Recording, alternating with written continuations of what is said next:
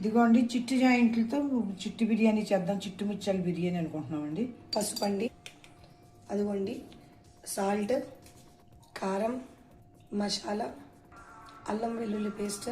ఇదిగోండి జాయింట్లు తీసుకున్నాం. ఈ కందనకాయలు మా ఫేవరెట్, ఆడోళ్ళ ఫేవరెట్ అండి.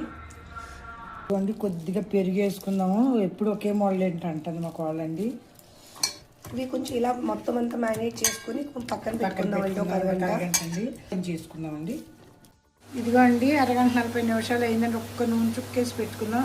ఆయిల్ ఎంత తగ్గించగలిగితే అంత తగ్గించేనండి. మీరు అందరూ మళ్ళీ ఇంకోసారి చెప్తున్నానండి. ఇప్పుడు పొయ్యి మీద పెట్టుకుని కొంచెం దగ్గరికి వచ్చేలా చూద్దామండి. ఇదిగోండి ఇది 60 to 70% వరకు ఉడికిందండి. ఇప్పుడు మనము బిర్యానీ చేసుకుందాము. ఇదిగోండి మేము తెప్పడాలు తీసుకున్నాం కదా, 55,000 ఎట్టి. ఇది ఒక రకం తెప్పడ అండి. దీంట్లో బిర్యానీ కేజీ బియ్యం ఈజీగా అవుతాయండి. నో ఆయిల్కి అవి చేయొచ్చండి. ఆఖరికి అల్లం వెల్లుల్లి పేస్ట్ ఏగించకపోయినా పర్వాలేదండి, బిర్యానీ అవుతుందండి. కానీ మేము కొద్దిగా ఆయిల్ వేసుకుని ఏగించి చూపిస్తున్నామండి.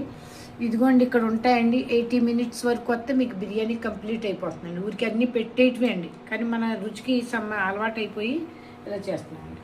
ఇదిగోండి తాలింపుకి సంబంధించిన అన్నీ వేసుకుందాము. బిర్యానీ కదా అనుకుంటారండి, కానీ బిర్యానీ అంటే అందరికీ తెలుసు అనుకోండి. కానీ ఈ గిన్నెలో చేస్తున్నామనండి. అందరూ కూడా బట్టలకి ఇట్లకి పెడతారు, కానీ ఇలా హెల్త్ విషయంలో వీటికి పెడితే కూడా చాలా మంచిదండి. ఇదిగోండి ఉల్లిపాయలు కూడా వేసుకుంటున్నాము. మీకు చిన్న ఉల్లిపాయలు దొరికితే చిన్న ఉల్లిపాయలు కూడా వేసుకోండి, ఇంకా బాగుంటాయండి. ఇదిగోండి రైస్ కొంచెం బాగానే వేగినాయండి. ఇప్పుడు ఈ కర్రీ చేసుకున్నాం కదండి, అది కూడా వేసేసుకున్నామండి. ఒక్క 2 నిమిషాలు వేగించుకున్నామండి. Only 2 minutes. ఇదిగోండి 2 minutes అయిపోయిందండి.